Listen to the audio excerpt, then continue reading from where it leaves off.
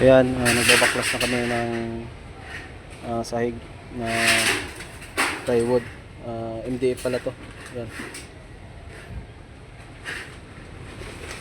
So papalitan namin ng hardiplex to. Tapos deliver na rin kami ng mga fabricated na panel natin. Yung iba kinabit na namin. Ayan. Tapos ito. Ayan, may si Parlins tayo. Ayan si Parlins. Tapos ayan yung iba. Nilagyan na natin ng mga tubo ng water line.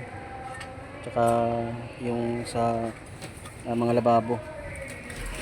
Ayan. Yung may mga electrical na rin. Ayan. Yung mga electrical layout na. Yung iba kasi nahuli ito. Nauna natin yung delivery yung iba. Yan, kaya wala pa yan. Yan dyan na area. Kasi naunang delivery. So meron na rin tayong pang cube light na mga